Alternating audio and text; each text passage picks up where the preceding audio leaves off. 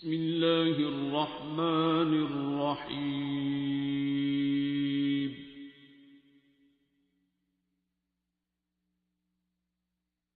अर्रहमान।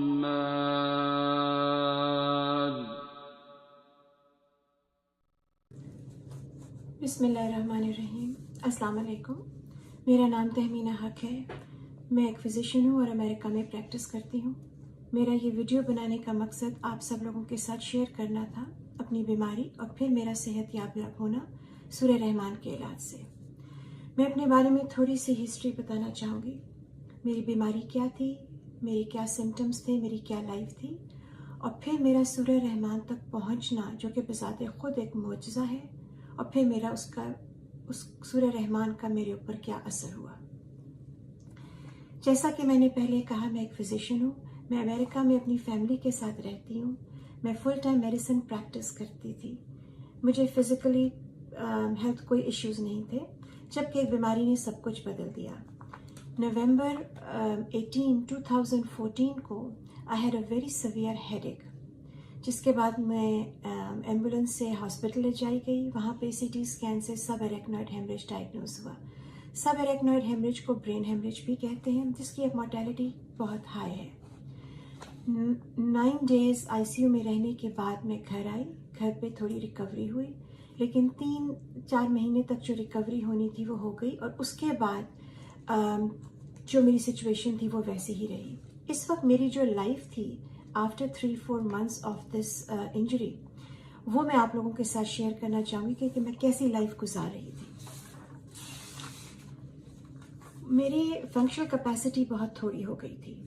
मुझे रात को तकरीबन 8 से 10 घंटे सोना होता था सुबह फंक्शन करने के लिए। सुबह जब मैं उठती थी तो मैं बिल्कुल ठीक महसूस करती थी।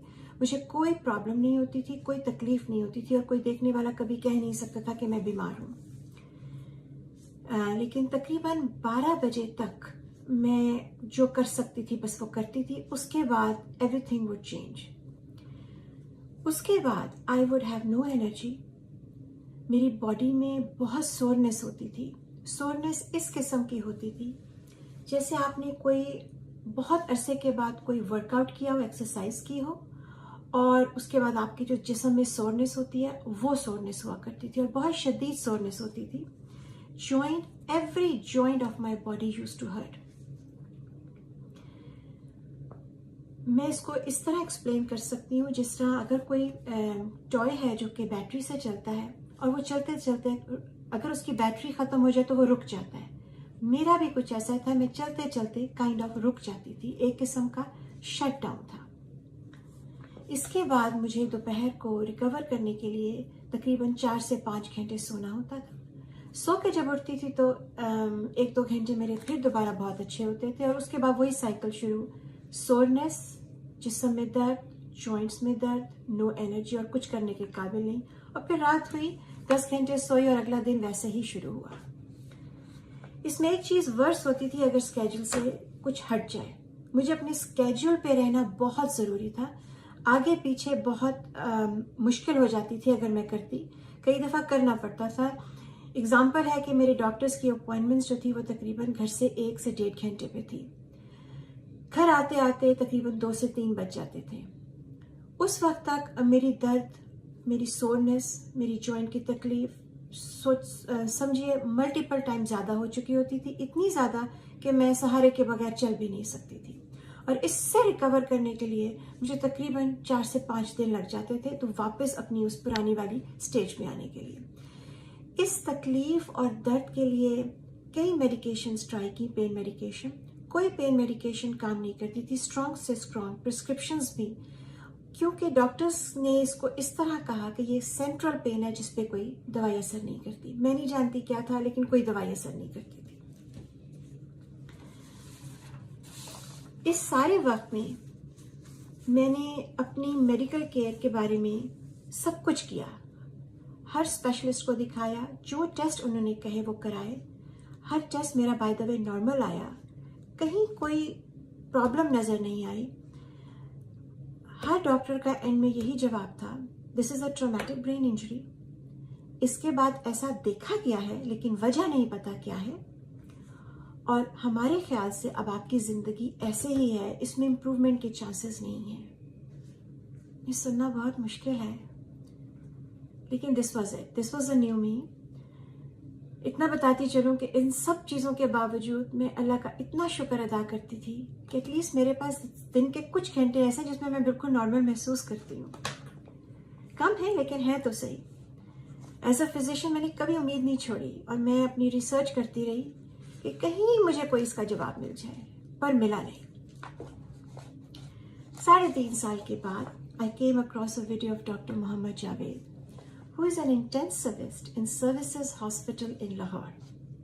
He was talking about his experience, किस तरह ICU में काम करते हुए needle prick से he became positive with hepatitis B, hepatitis C and HIV. That is scary. वो 2 साल इस बीमारी में रहे और फिर किस तरह 2 साल के बाद सूरह रहमान से खुद सेहतयाब हुए। By the way, मैं डॉक्टर जावेद की वीडियो पे कैसे पहुंची ये मुझे बिल्कुल मालूम नहीं। ये मेरे लैपटॉप पे कैसे पॉप हुई मुझे नहीं मालूम। आप यकीन करें, मैं एक ड्रामा ढूंढ रही थी प्ले देखने के लिए, and this came and it started by itself. I have no idea how. मैंने डॉक्टर जावेद की वीडियो को कई बार देखा। एज अ फिजिशियन मेरे लिए ये समझना ही बहुत मुश्किल था कि किस तरह कोई हेपेटाइटिस बी, सी और HIV से क्योर हो सकता है। ये बहुत मुश्किल बात थी मेरे लिए, लेकिन उनका कहना था कि वो सूरह रहमान से he did get cure. He was sending a very strong message through that video. By the way, सूरह रहमान therapy is the ultimate therapy for any illness. इसके अलावा उनकी वीडियोस में जो 2 और चीजें मैंने बार बार देखी वो थी अनकंडीशनल लव एंड फॉरगिवनेस, जिसका वो बहुत जिक्र करते थे। एनीवे, मैं उनकी ये वीडियो बार बार देखती और मैं उनकी वीडियो देख के हर दफा रोती, ये सोच के क्या मैं भी इस इलाज से ठीक हो सकती हूँ।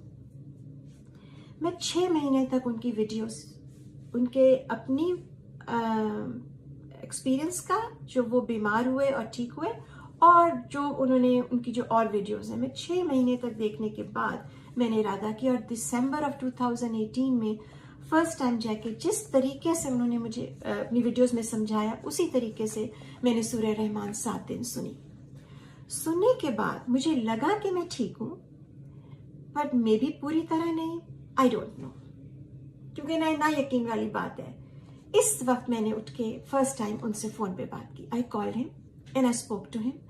मैंने जो आपको अभी तक बताया, मैंने सारी डिटेल्स उनको बताई कि मेरे साथ ये है। उन्होंने सब कुछ सुनने के बाद मुझे कहा, बहुत तसल्ली दी और कहा आप फिक्र ना करें, इंशाल्लाह सब कुछ ठीक हो जाएगा।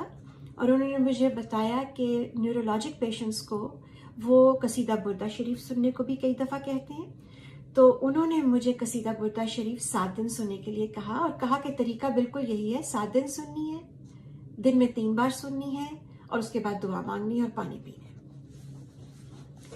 मैंने उनके कहने पे कसीदा बुर्दा शरीफ सुनना शुरू किया।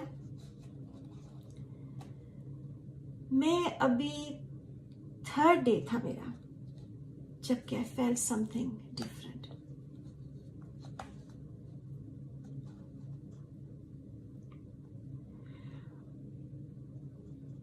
मुझे बस दिल में ये आया कि मैं ठीक हो जाऊंगी। इतनी स्ट्रॉन्ग फीलिंग थी कि मैं ठीक हो जाऊंगी। ये मेरा नहीं ख्याल कि मैं कभी भी ये फीलिंग किसी को एक्सप्रेस कर सकती हूँ, वो सिर्फ महसूस ही की जा सकती थी।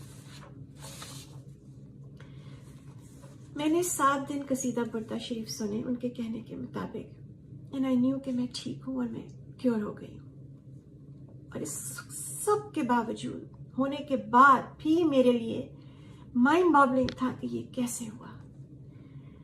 मुझे नहीं मालूम मेरी वो दर्द, मेरी वो सोरनेस, मेरी वो तकलीफ कहाँ गई, लेकिन वो सब चली गई। इस वक्त अल्हम्दुलिल्लाह 1.5 साल हो चुका है इस बात को और मैं अभी भी वैसे ही हूँ, मैं अभी भी ठीक हूँ।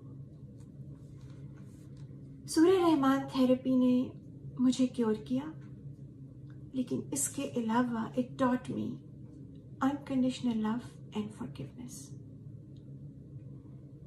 ये लाइफ चेंजिंग चीज थी मेरे लिए। इसने मेरी जिंदगी बदल दी, मेरे सोचने का तरीका बदल दिया, माय वे ऑफ लाइफ बदल दिया। ये मेरा एक्सपीरियंस है। आई एम श्योर बहुत लोगों ने सूरह रहमान सुनी होगी और अपने अपने एक्सपीरियंस से गुजरे होंगे। ये मेरा एक्सपीरियंस है जो मैं आप लोगों के साथ शेयर करना चाहती थी, और मेरी दुआ है कि इस वीडियो के थ्रू हर इंसान के पास ये वीडियो पहुंचे जिसको इसकी ज़रूरत है। और मेरी उससे रिक्वेस्ट है कि मेरी तरह 6 महीने वेट ना करें, प्लीज़ इसको ट्राई कीजिए। मेरा यकीन है ये ज़रूर काम करेगी इंशाल्लाह। वीडियो के आखिर में मैं आपको सूरह रहमान थेरेपी सुनने का जो तरीका डॉक्टर जावेद ने बताया वो बताती चलूं। उन्होंने कहा कि आपने ये वीडियो आपने सूरह रहमान कारी अब्दुल बासित की आवाज़ में सुननी है, और आपने ये 7 दफ़ा सुननी है, दिन में 3 दफ़ा, सुबह, दोपहर और शाम। और हर दफ़ा सुनने का तरीका ये है कि आप आंखें बंद करके यकसुई के साथ कारी अब्दुल बासित की आवाज़ में सूरह रहमान को सुने। उसके बाद आप दुआ करें। पानी का गिलास अपने पास रखें, 3 घूंट पानी उसको हाथ में लें, आंखें दोबारा बंद करें, अपना दिल हर एक की तरफ से साफ कर लें और हर एक को माफ कर दें। बड़ी से बड़ी तकलीफ, बड़ी से बड़ी ज्यादती हो, उसको भी माफ कर दें। अल्लाह की नादान मखलूक समझ के अल्लाह की खातिर माफ कर दें, और इसके बाद उन लोगों को दुआ भी दे दें। फिर अपने गुनाहों की माफ़ी मांगे, अपनी बीमारी की शफा के लिए या और कोई मसला है उसकी दुआ मांगिए। दिल में 3 दफ़ा अल्लाह कहें, दिल में अल्लाह अल्लाह अल्लाह। इसके बाद बंद आंखों से 3 घूंट में पानी पी लीजिए और फिर आंखें खोल दें। ये है तरीका इलाज जो उन्होंने बताया और जो मैंने किया। मेरी आप सबसे गुजारिश है, इसको ज़रूर ट्राई कीजिएगा। It's honestly is worth it. मुझे सुनने का बहुत बहुत शुक्रिया। खुदा हाफिज़। अल्लमल कुरआन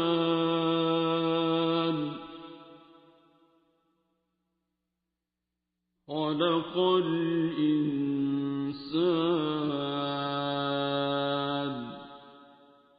अल्लमहुल बयान।